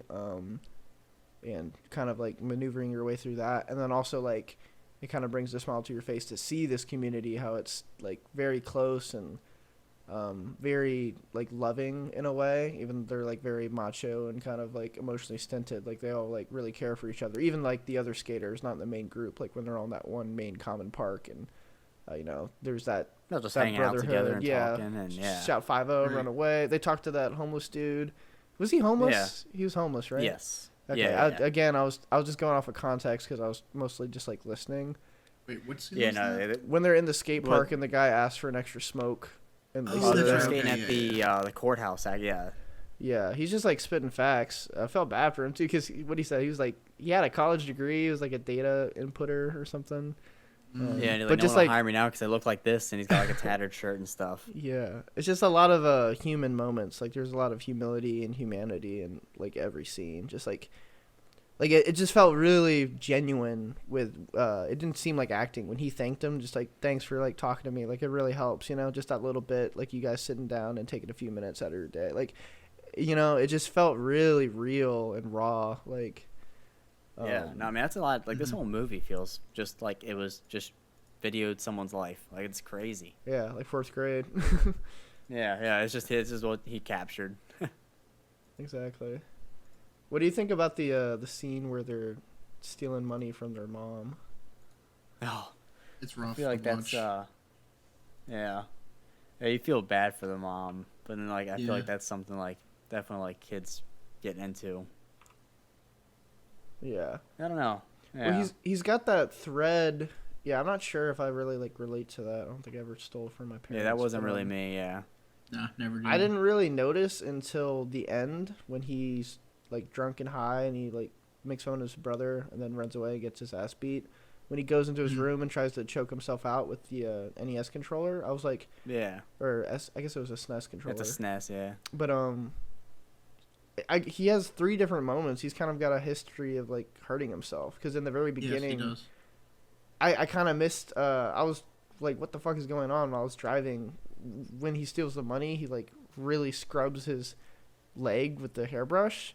And I was like, is he punishing himself or what the fuck? I didn't know what that was. He's punishing himself for sure. It's just in the moment when I was trying to remember from the first time I watched it, I just couldn't tell what was going on. Like if he was trying to like, if he was injured from skateboarding and was like trying to clean it or something, because I couldn't see. But so there's that, the SNES controller, and then in the beginning after he gets like that first opening fight with his brother, he's like in his room, he's kind of like looking at himself in the mirror, but like not just poking like, ooh, let me just touch it. Like he's like hurting himself, like trying to feel the pain and shit. Yeah. Yeah. So that was kind of dark and subtle moments of like him being depressed and stuff like that. Well, I mean, having to walk past that guy coming out of your mom's bedroom, like Jesus Christ. Yeah. Dude's got like zipping his zipper up. Like, come on, man. Exactly. Yeah, I mean it's a deep movie. Yeah, it is. It really is. A lot of small, like, subtle moments of stuff like that. Like, when fuck shit handing out, like, the prescription pills out on the bus. And he goes, yeah, a doctor gave it to me, so it can't be harmful, right? Yeah. Yeah, how's it bad for you? It's a doctor prescribed. Yeah, how could it possibly... Yeah, it's really sad because it's showing his, like, what's Chasing Ray? that high thing, yeah, man. like what Ray said, how he's just kind of degraded into this guy who's just looking for fun. To, like, he's also, like, he's lazy. Like, people can relate to not enjoying school and not wanting to work hard at that, but, like, Ray's not saying that. Ray's not saying, like, yeah, you got to work really hard at school, just, like, what a parent would say. He's just, like, you should also push your dreams and try to be great at skateboarding like me because you're, you could be just as good as me because they started basically at the same level. That's what's implied. But Ray's the one that put the work in and continued to like chase that dream. I also like all the little moments of Ray like stepping in as like a leader, but he doesn't. It's realistic because he's not trying to rock the boat too much. He's like, he's not like nobody do drugs or stuff. He's just like, hey man, you're gonna give it to him like he's a little kid. Like it's a little bit of pushback. Like he's trying to do the right thing, but he's not strong enough to like commit to it fully and take like a really strong stance. Same thing with like the car. Friend he has to go up against, and he doesn't want to have that contention. Yeah, and they're the same age. They're the oldest of the group together. Yeah, he's like, there's hesitation to get in the car, and he's like, I don't think it's a good idea for them to get into the car, but let's just do it, and then I'll try to convince them to take everyone home. Yeah, it's just like everything's like kind of halfway there, trying to piece everything together and keep the boat afloat. I also like how at the end none of them like came in was like all apologetic or something like that. Yeah, they were all just very sad and like there for him, but they weren't like crying like I'm so sorry and so it was just they stayed consistent with their like character. You good, dude? Yeah, you good. Like all this redirected, energy and just kind of moving on, just stuffing trauma down, just like, oh, like, yeah, you're hurt and I did that to you because I'm an irresponsible piece of shit, but like, let me just what do you say? What the fuck shit say? I think he just said like, let me see your arm, can I see it or something? I see it? Yeah. And then immediately goes to the X-ray. Yeah, it's just kind of that like acknowledgement and like hanging out and care, like they obviously like love each other. They slept all night at the hospital. Like, they care, and they got no one else really. Like, all their different, family. Like, Ruben's getting beat, and fourth grade super poor, and fuck shit, and Ray aren't really rich either, and they got their own issues. So it's just like, you can see all that care and love expressed in like a non-healthy way, but it's still there. No, I mean, that kind of wraps up the movie, I think. I don't know. That's pretty much it, man. It's a very good movie. Like I said, I just in my heart, I just wish there was more, more to watch, more to invest in. But I get it. Yeah, but I think that's kind of also part of the charm of this movie. It doesn't oversell it. Yeah, it's welcome at all.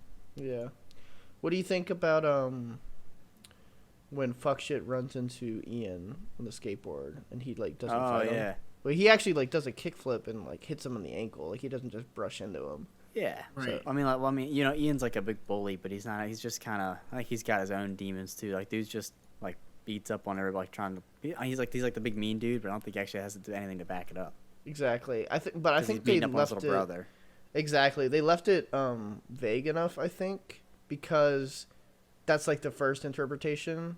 That on the surface level, it's like, yeah, he's trying to be all tough and shit, and he beats up on his brother because he's way bigger and he's got the power advantage. But when it comes to it, he's a pussy, he's scared.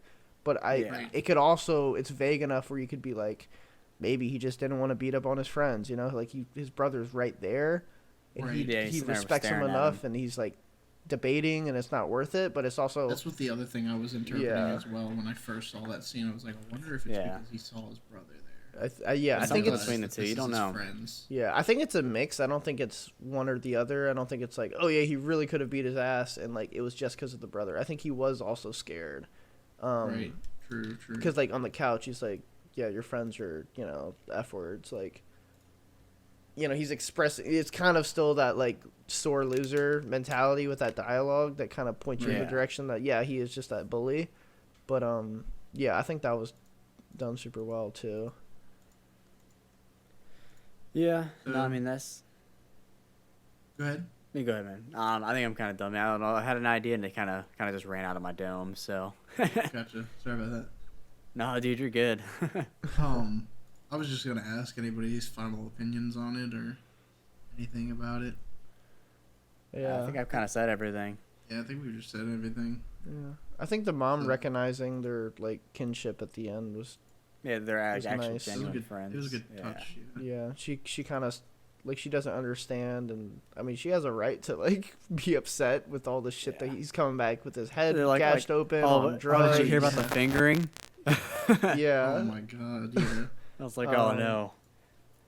That was another scene that made me uncomfortable. Is when he gets in the car with her and he's just screaming at her, dude. And I was like, oh. Yeah, that was a lot. I feel like a knot in my stomach.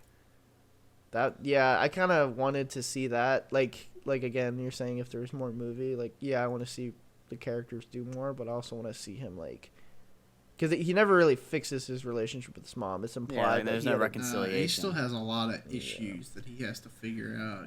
There's stuff going on. It was implied heavily that they had a really like mama's boy relationship, movie nights, and she was like, we used to talk all the time and stuff, and it's just like, you kind of want to see him, not go back to that. He's growing, but you want to see him be like remorseful. At least give her some kind of attention and learn from his mistakes, because his behavior obviously wasn't appropriate at all. Like, no. Exactly. She was even like, "I'll just drop you off." I was like, "Oh man, like, God." Yeah. It's definitely a movie that encapsulates a lot of just like an era, right? Like an age and an era at the same time. And I also liked how it took place in California, because it shows California in like a kind of a different era of we see a lot of it in like the 80s, right? And we still see a lot of like California today, but I don't remember seeing a lot of like 90s era California in a lot of films. Do you guys feel the same way? Yeah. The only thing you really think I like is like the first Fast and Furious. It's in LA, but I mean that's like 01. It's different. That's like very that's like late 90s. And that's showcasing a different vibe too, a different portion of like, this is actually street level, seeing the city. Exactly. Was Beverly Hills Cop 80s or 90s? I think that's 80s, right? Late 80s. Yeah, I guess, yeah, there really is not too much 90s LA. So, I like the fact that it was set in California during the 90s. It's very skateboard culture, a lot of like new age rap kind of stuff going on. Um, it's just a very different like vibe than I see in a lot of other movies. And I don't know. I like that setting. I wish more movies would go for that setting. What's another skateboard movie? Because I can't really think of one off the top of my head. I feel like there are other skateboard movies, but a lot of them are just like goofy comedies. There's nothing. Yeah, nothing that's, I could like, think of. Grounded, No, yeah. realistic. You know. I will say, I Heavy watched the intellect. movie this morning, and since then, I've had a very strong urge to just go play Skate 3. So, I've had a strong urge Yeah. to buy a skateboard and try to skate And again. actually learn how to ride it. Yeah, well, because Yeah. when I was in quarantine, not nice quarantine at home, but like at school where they sent you to a separate building and you just lived Oh, by yeah. yourself, like you would have 30 minutes a day of outdoor time, like a fucking prison. oh my god. And Jesus Christ. I bought a skateboard yard off time. of Amazon. Yeah, and like I taught myself, so I definitely related to. It's really fucking hard. I grew up and I never knew how to skateboard. Like Yeah. whenever it'd I be at a friend's longboard, I house or can't something. skateboard. One of the Yeah. one of the guys I watch, one of like the podcasts that I watch, political podcasts. He does a lot of skateboarding. They're always talking about it on the podcast. I'm like, I kind of like that culture, like them just talking about it. Like obviously I'm not in that culture or anything like that, but it's definitely a different community of people. Oh, yeah. That it's a different kind of vibe to it. You know what I'm saying? Yeah. Yeah. Yeah, no, I would definitely be into it. Unfortunately, I had to I don't know why, but I threw away I had enough room moving from college, but everything in those last few days was chaotic, and I had it with me when I should have already packed it. I was trying to ride it last minute, and then I was the day came and I could only carry so much, so I had to leave the skateboard. But I didn't think it was a big deal because I had a longboard too, and then. So in my mind, I started skateboarding and then I got the longboard and I was like, oh, longboard is more for me because I don't really care about the tricks. Yeah. I kind of just want to cruise. That's kind of where I'm at too. Yeah. Yeah, I kind of just want that feeling where I'm cruising around and stuff. But then the more I did longboarding without the skateboard, I was like, actually, I kind of want to skate. I kind of want to try to do tricks. I like the feel. I like how it's more Getting, nimble. the flow. Yeah, I like how because longboard is really for cruising straight lines. It's turns I You like can the get trick maneuverability longboards too with kicktails. Really? Erica's got one. Yeah, she's got a 30-inch cruiser board that has a kicktail. You can ollie up and stuff like that. Yeah, maybe I need have a something in the pintail. middle. Mine's like a 36-inch pintail. I've got a big board. Yeah. So, Yeah, maybe I just need something in the middle because yeah, it is for cruising, but I don't have the urge to go down a bunch of blocks in my city, just Yeah. cruise down that way. I just have a big parking lot, a couple different lots to choose from, and I kind of just want to cruise around in there and do lots of turns and maybe have the option to do some tricks. So I think I might try to get I'll send you back some into pictures that. of her board and show you kind of what I'm talking about. I'm Yeah, gonna get that out of works. here. But yeah, I guess we should do some ratings. Jump into and- ratings. Yeah. Yeah, right. Or do you guys want to do the Rotten Tomatoes and stuff first? Let's give our own ratings first, and we'll jump Let's do our over there. ratings first. Andrew, you go first since you started with your Winter movies. Soldier. Okay. I guess I give Winter Soldier a 6 out of 10. Okay. Yeah, it's probably obviously it's the first MCU movie, but it's pretty on par with most MCU movies. I could see the typical math ones at 4 and 5s, and then the really crazy ones that I actually felt something Endgame, Infinity War, 7s, higher 7s. So Yeah. I think 6 is about right. And then yeah, Mid90s, I give it a solid 8.8. It's up there, but it's not a masterpiece or anything. But I think it's just overall a great package. People say it doesn't really do anything new. It's kind of retreads a lot of themes, but I think the way it was executed was excellent, and it does add a lot. We were just talking about that era that nostalgia capsule. I think it just does a good job. So yeah, 8.8 sounds good to me. Corey? Yeah. Yeah, Winter Soldier. I mean, it's a good MCU movie. I like it. I'll give it like a 6.8. You know, like I mean, it's not the best movie in the world, but it's definitely one of the better ones out of that. Yeah. That like lineage, you know. That's kind of all I have to really say about that one. And then get into Mid90s, dude. I mean, I love the movie. I thought it was really good, especially going into it for my first time and having nothing to like know. I didn't watch any trailers or anything. I had no idea what I was walking into. I dug it a lot, dude. I don't know. I mean, being a shorter movie too, like I really, really invested in it, and yeah, I mean, I'll give it like an 8.8. Yeah. As well. Yeah. So I think for Winter Soldier, I'm just gonna give it a 5 or 5.5. Like I said, it's kind of an average MCU movie. And nothing really special to talk about it for me. It kind of blends into the background for a lot of the other films that kind of exist on that line of films, anyways. For Mid90s, I'll give it an 8.5. I think it's a solid film. I really liked it. Yeah. Yeah. Yeah, I think my rating for Captain America would have been lower if I watched it like around the time it came out, like alongside everything else I was watching leading up to all the different Avengers installments.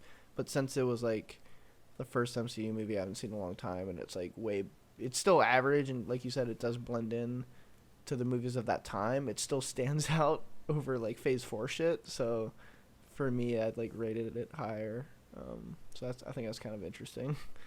Yeah. The little twist that No, it I get has.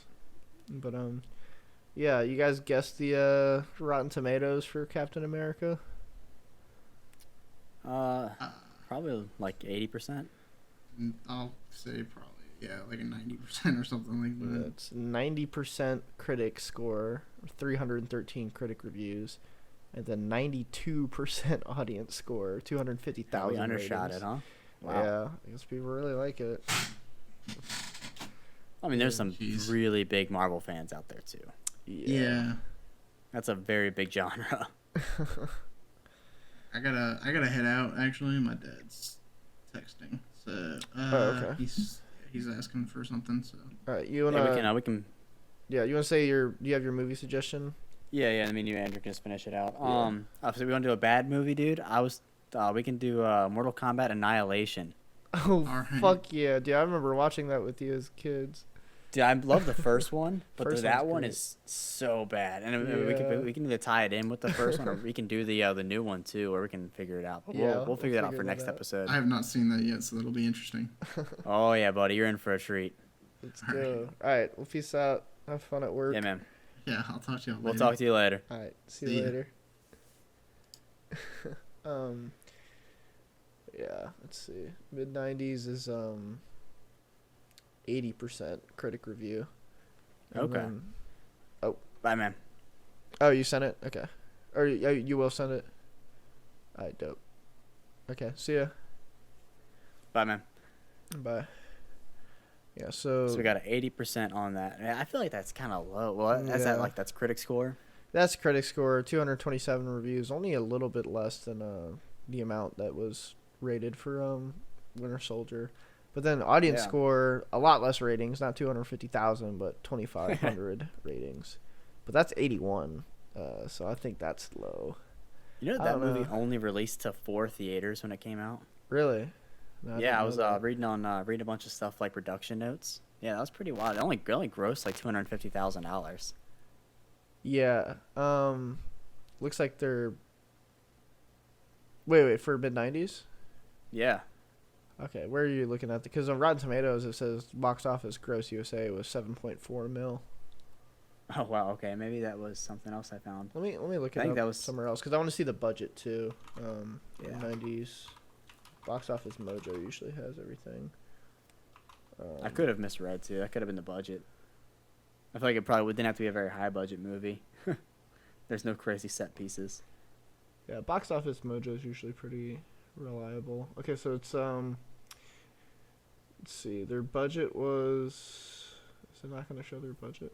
Okay. It's kind of annoying. Okay, no budget. It says domestic opening was 258,000. Okay, that's the number I got out of it. Yeah, it's pretty low. But let's see. Worldwide, they made 9 million. Okay. 9.3. Domestic, 7.3 million. Let me see if I can find. Yeah, Mid90s grossed $249,000 from 4 theaters in its opening weekend. That was it. Only 4 theaters. That's crazy. Yeah. Okay, $1.7 million budget. So yeah, they definitely flopped with that in the beginning, just like theater. Yeah. But I guess that came makes back sense around. if it's such a small theater opening. But yeah, they ended up making it back, like, 9.3 total. Yeah. So it's just that it's weird that it wasn't released to more movies. Yeah, movie I theaters. don't understand the 4 theaters. That's like a very low, very random number. Yeah, I guess that's what they do for like some of the Netflix movies that come out, like the new Knives Out, that just had like exclusive premieres at like a few handful of theaters, and then it's on streaming. But this was before streaming, so it's just kind of like, well, not before streaming, but before like COVID era, post-COVID streaming. Yeah, yeah. So I guess I went to DVD and streaming and made the rest of the money off of that. Probably something like that. Yeah. Well, I ended up running this movie off of YouTube to watch it. Oh yeah, same.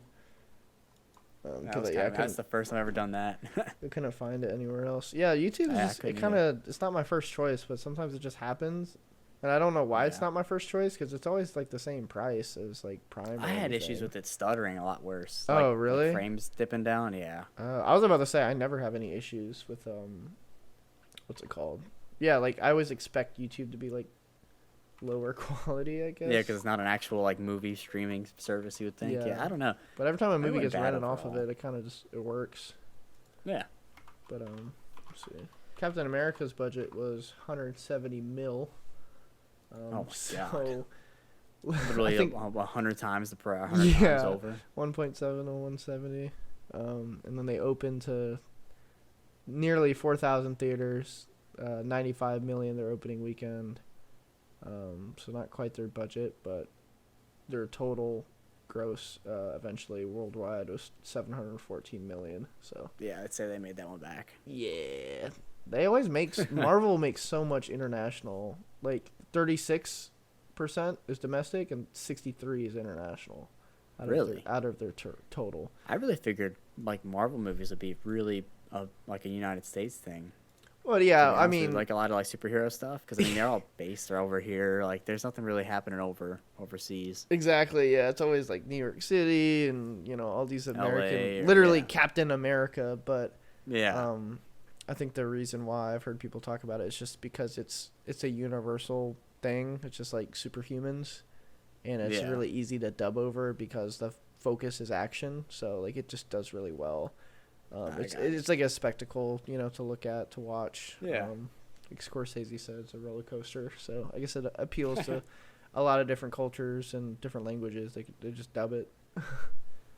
But yeah, makes sense. But yeah, I guess that's about it. Yeah, wrap it up. Yeah. So Annihilation, was that the second or third one? That's the second. So they're supposed to make a third movie in the trilogy, but Annihilation flopped so hard they didn't. So then I guess I don't know if they've rebooted the series with the newest, that 2021 film or not. I don't really know. Did you watch that? No, I haven't. So I was thinking we could tie that in. Oh, okay. Yeah, okay. So you and Antonio haven't seen the new one, and then so we can either tie that in, or we can do 1 and 2. So yeah, like the original 1 and 2. Yeah, I mean we'll figure it out. Yeah, the first one is great. The first one is good. That's like a video game movie classic. Yeah, dude. it's so campy. One of the actual few good ones I know. But it's good. Yeah. But dude, yeah, I still remember that shit where what was it called? Yeah, we were really young. It was like the first couple of years, maybe even the first year that we were like friends. And you were trying to tell me about Mortal Kombat. I think we were like making plans for Halloween, like what we were gonna dress up together as.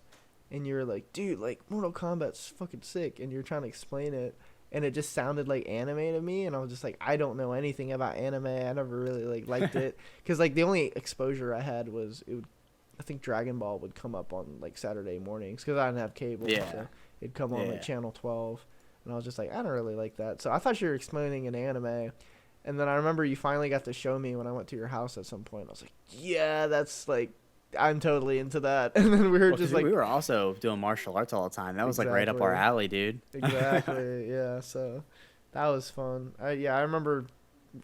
There's certain things I remember my like first misconception of. So I thought Mortal Kombat was like an anime thing, like Naruto, because you're big into Naruto for you know, that era. So I thought Mortal Kombat was anime, and then I remember actually Jason Payne, you remember him, he was describing how he played Minecraft for the first time. Mm-hmm. And I was picturing like a realistic, like I was picturing Rust basically, how he was describing it. He's just like, survival, you got to build a shelter and chop down trees. And I was like, yeah, okay. And like the visual image in my mind was like a very realistic, like gritty first person like survival game. And then awesome. I forget when I got exposed to it, but when I finally saw what it, the hell is this? Oh, okay. Yeah, what the hell? This is some cheap ripoff where this is not the game. Exactly, yeah. I was like, I have no idea what this is, but there's a few other things, but I definitely remember those two. That's funny. It's just funny how life goes. It's kind of one of those things that gets lost to time. Same thing with just information in general. Like there's a lot less topics of like arguing between friends because you can just Google it. Like you know, we can just fix it. We can figure it out right now. Yeah, it's like in that same moment, like he's describing Minecraft in the modern age, I would just be like, oh, let me Google it and let me see what it looks like. Let me see a picture of it. No, back in the day, I'd be like, no, fuck you. This is what this is. Yeah, I remember we even like me and you would have discussions. We like disagree over the lyrics. Like we've been singing songs together, and you'd be like, it's this. I'd be like, no, it's this, or vice versa for a different song. And start a feud over it, dude. Yeah. And now it's just like, well, all right, we're gonna get to the bottom of this now. Exactly.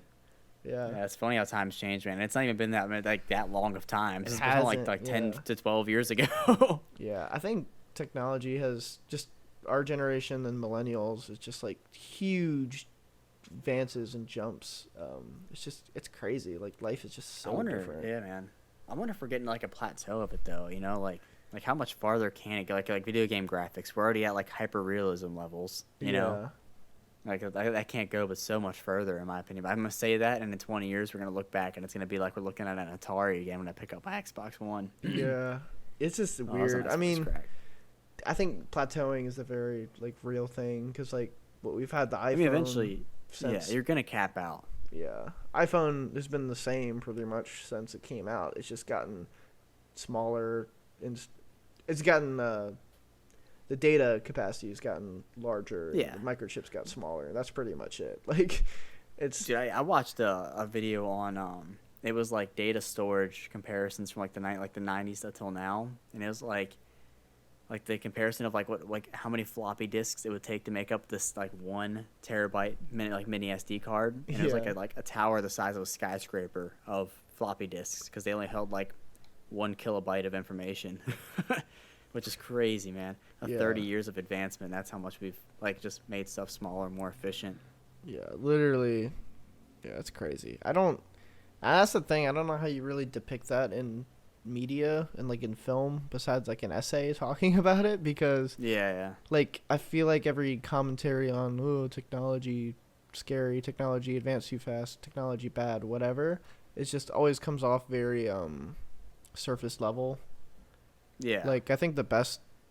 It's not even, like, technology. It's just sort of, like, social media's effect on kids was 8th Grade by Bo Burnham.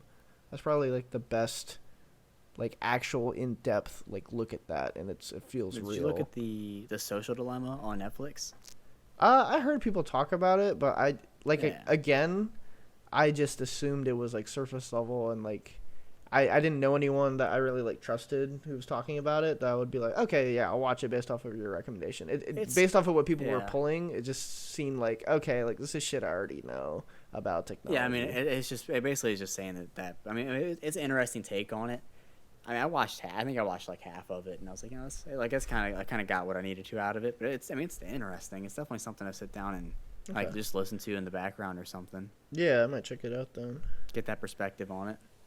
Yeah, I think it'd be really hard, but also very interesting if somebody could pull off like our generations. Because I've thought about it for a long time. Like our generation as elderly people is just gonna be really weird because for literally like the beginning of time, old people have been kind of doing the same thing. They just sit around and talk. They sit around and play card games, and they sit around and smoke and drink, like, and read. Reading has been like huge.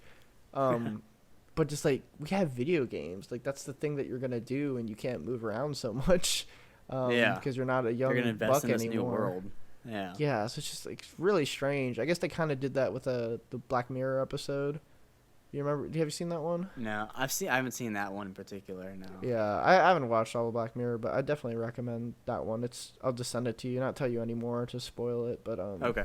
Yeah, I'd be interested in that's seeing a really good episode. I might have to rewatch it at some point because I think I only saw it the one time. But oh yeah, I kind of wanted. We'll talk about it in the group chat, but Last of Us episode 1 premiered yesterday. Oh, was it good? I haven't seen it yet because I've been busy, but I might watch it today. I think we could all watch like the first episode. I'm sure it's gonna be like the typical HBO, like 50 minutes. I guess episode 2 would probably be out by the time we record next, but since we already have like 2 movies on our plate, I think we should just focus on watching the first episode because I think that'd be really important to interesting to talk about. We've all played the game. I think you played the game, right? Yeah. I played the first. I didn't play the second, but I played the first one, and I watched the second playthrough. So.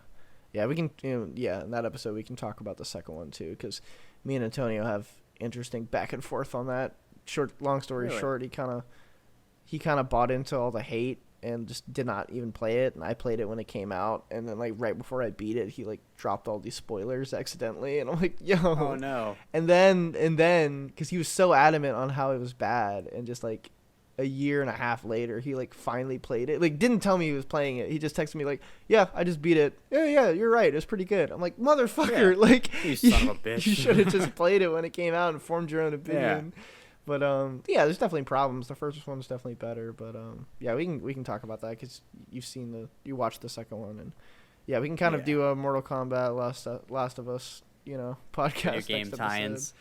Yeah, that'd be good. So if you got anything else to say, I think that's about it. No, man, we can go and wrap up the recording, and we'll. Yeah. Well, that's all for today, folks. Thanks for listening, and tune in next week. And I'm sorry, I know I keep making these empty promises about editing and posting some more stuff, but that video game content will come out in the next year. I promise. In the next year, I think I finally got some time I can put aside for my job, but we need a team. We need professional editors. Yeah, we really do. It makes make life so much easier. Like, all right, just take this shit and get out and make it good. Yeah. Goodbye. Yeah. But so thanks for listening. We'll check you guys out next time. See ya. Yep. Bye. Recording off.